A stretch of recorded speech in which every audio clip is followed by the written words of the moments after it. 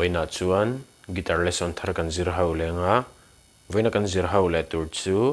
melody zo than sangin baal ma ching ching ai lo ti hla sakha guitar perna kan zir hawang helai G sharp in la ke po first fret of wa hian G pa ngai to pin kan play theya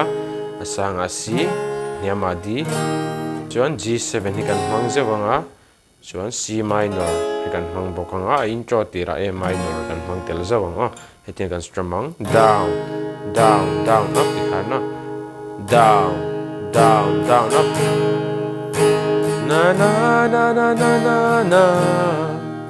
na na na na na na na na kan strumang